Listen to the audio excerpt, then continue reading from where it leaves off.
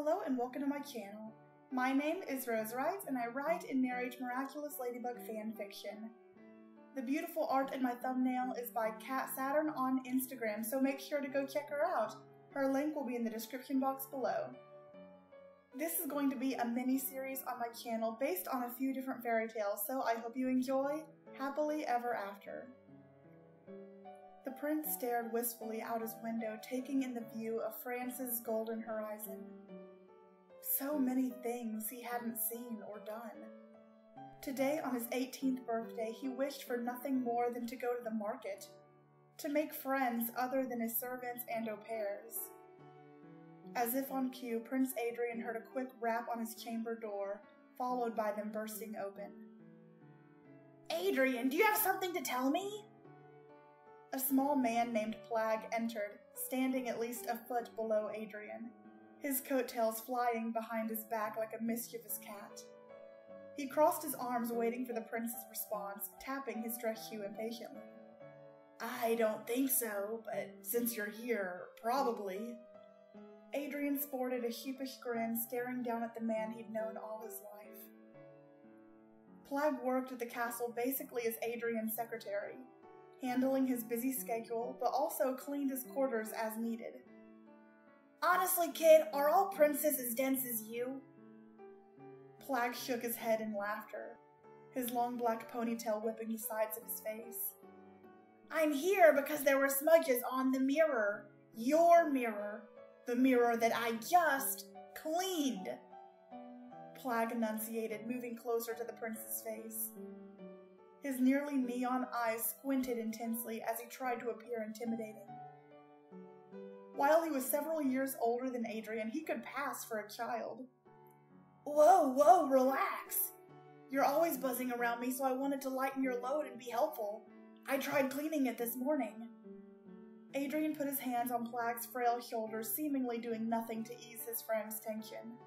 "Keyword try, Your Majesty. Do you know the Plagg secret cleaning recipe?"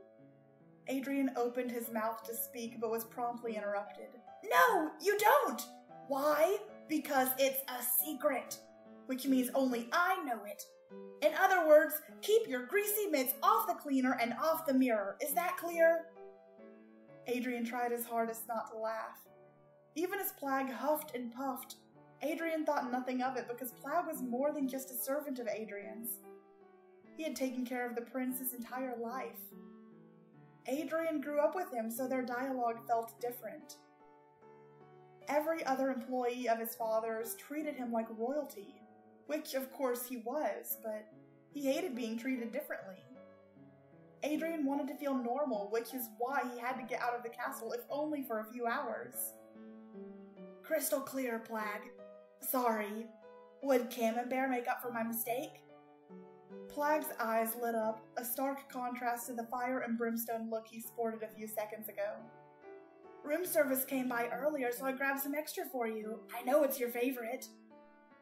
Adrien strolled over to his gold-trimmed vanity to open a small drawer, revealing an equally small round container. Plagg took it from Adrien's hands with too much excitement, then took a second to compose himself. "Not half bad, Your Majesty. I'll let you off the hook this time. I better get to cleaning the mirror. Again. Thanks a lot, kid." Plagg rolled his eyes, popping a piece of the smelly cheese in his mouth. "Plagg, can I ask you something before you leave?" Adrien's voice sounded uncharacteristically low, avoiding being heard by anyone who may walk by. Luckily, when people wished to enter his room, usually they had to have an appointment. Right now, he was free. Well, basically. He should be studying his Chinese lessons. Plagg turned, still shoving more camembert in his mouth, the canister half empty. He raised an eyebrow at the prince. "What's it like outside the palace?" Plagg's raised eyebrows knit together tightly. He swallowed, his beady eyes appearing even squintier. "Who's asking?" "Please, Plagg, I just have to know. I just want to go out for a few hours. Can you help me?"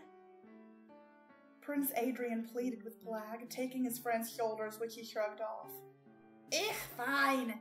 I hate seeing you beg. Plagg scarfed down the last piece of cheese, then peeked out of the young prince's room, checking each direction.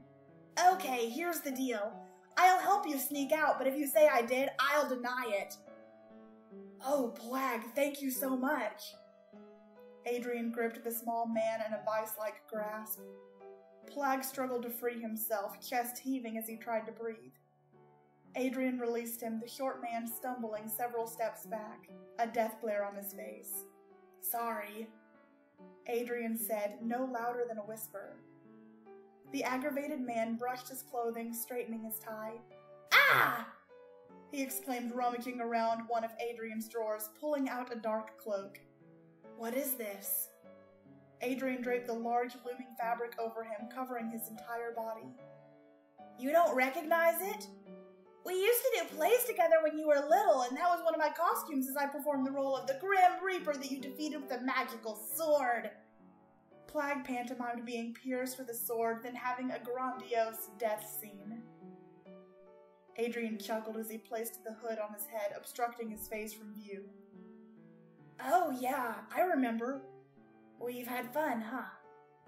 The prince took in his surroundings, observing the four walls that had kept him company the last 18 years. This castle he called home seemed so large from the outside, but actually felt quite empty and lonely. As he drifted off in his thoughts, Plagg zoomed around the room, hard at work. He opened the window, throwing out a mountain of fabric spilling to the ground. Here, kid!